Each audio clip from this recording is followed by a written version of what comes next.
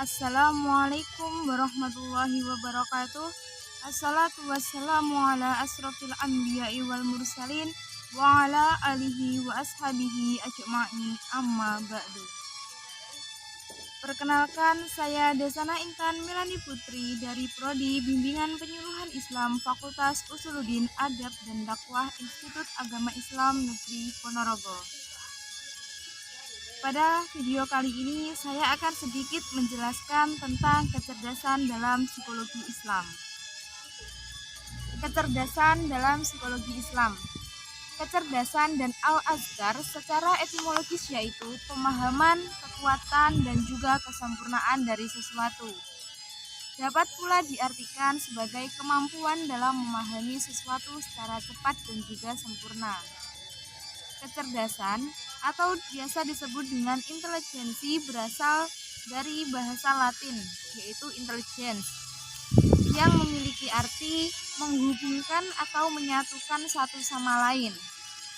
Menurut Rashid, kecerdasan lebih mengarah kepada kecerdasan keagamaan. Dan ada pula yang dikenal dengan ar-rasyid, yang muatan maknanya itu lebih dekat kepada pemahaman keagamaan. Macam-macam kecerdasan dalam psikologi Islam. Macam-macam kecerdasan dalam psikologi Islam dalam diri manusia itu sangat beragam seiring dengan kemampuan atau potensi yang ada pada dirinya. Di antaranya yaitu yang pertama ada kecerdasan intelektual, yaitu kecerdasan yang digunakan untuk berpikir logis dan juga rasional, yaitu dengan cara berpikir yang meliputi kemampuan berhitung, menganalisa, sampai mengevaluasi dan juga seterusnya.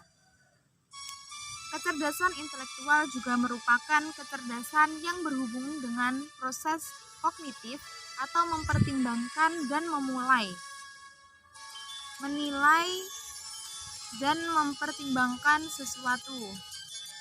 Ada beberapa aspek-aspek yang mencakup dalam intelektual, yaitu kemampuan memecahkan masalah, intelijensi verbal, dan juga intelijensi praktis. Yang kedua yaitu kecerdasan emosional. Kecerdasan emosional adalah kemampuan seseorang dalam mengaktifkan nilai-nilai yang paling dalam, menghubungkan dari sesuatu yang dipikirkan menjadi sesuatu yang menyentuh rasa. Kecerdasan emosi adalah kemampuan mengenal perasaan diri sendiri dan juga perasaan orang lain. Kemampuan memotivasi sendiri dan orang lain. Kecerdasan emosional merupakan hasil kerja otak kanan, sedangkan kecerdasan intelektual adalah hasil kerja otak kiri. Ada beberapa aspek yang dimiliki oleh kecerdasan emosional, yaitu yang pertama ada kesadaran diri, pengaturan diri, memotivasi diri sendiri, dan juga empati. Yang ketiga ada kecerdasan moral. Kecerdasan moral adalah kemampuan seseorang untuk membedakan mana yang benar dan juga mana yang salah, sesuai dengan keyakinan yang kuat akan etika dan penerapannya dalam tindakan. Robert Coles mengemukakan bahwa kecerdasan moral seolah-olah bidang ketiga dari kegiatan otak setelah kecerdasan intelektual dan juga kecerdasan emosional, yang berhubungan dengan kemampuan yang tumbuh perlahan untuk merenungkan makna yang benar dan juga yang salah dengan menggunakan sumber emosional dan juga intelektual dari pikiran manusia. Yang keempat yaitu kecerdasan spiritual. Kecerdasan spiritual dalam kacamata Islam merujuk pada konsep kehambaan kepada Tuhan yang menciptakan.